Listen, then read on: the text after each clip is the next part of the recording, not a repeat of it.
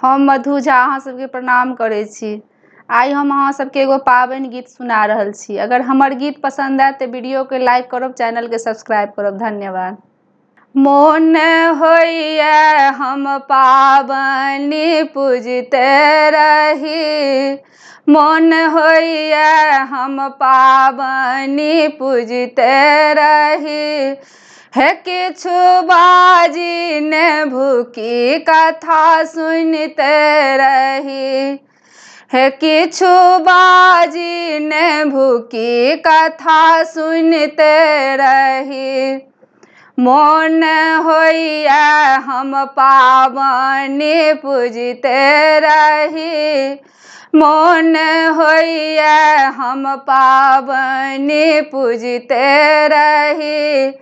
किछु बाजी ने भूखी कथा सुनते रही, हे किछु बाजी ने भूखी कथा सुनते रही।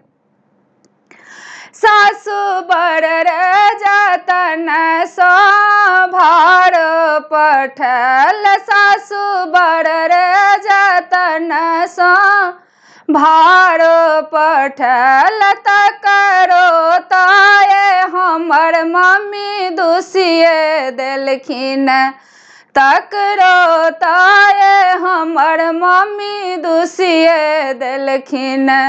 मोन होइए हे मोन होइए हम सासू के देखते रही, किछु बाजी ने भूखी कथा सुनते रही, किछु बाजी ने भूखी कथा सुनते रही।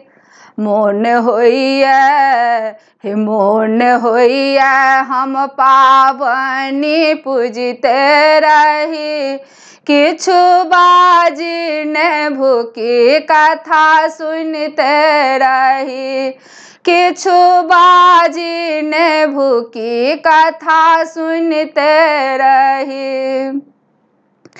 गोतनी बड़ लगन सँ गौरो बनल, गोतनी बड़ लगन सँ गौरो पठल। तकरो ताये हमर भाभी दुसिये देलखिन, तकरो ताये हमर भाभी दुसिये देलखिन।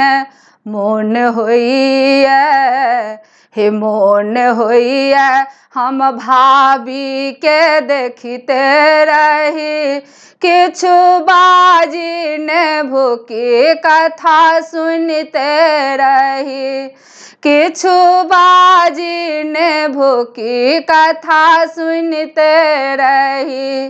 मोन होइए हे मोन होइए हम पाबनि पूजते रही, किछु बाजी ने भूखी कथा सुनते रही, किछु बाजी ने भूखी कथा सुनते रही। ननदी बड़ लगन सँ फूल लोढ़ी पठल, ननदी बड़ लगन सँ फूल लोढ़ी पठल। तकरो ताये हमर बहिन दुसिये देलखिन, तकरो ताये हमर बहिन दुसिये देलखिन। मोन होइए हे मोन होइए हम बहिनी के देखते रही, मोन होइए हे मोन होइए हम ननदी के देखते रही, किछु बाजी ने भूखी कथा सुनते रही, किछु बाजी ने भूखी कथा सुनते रही।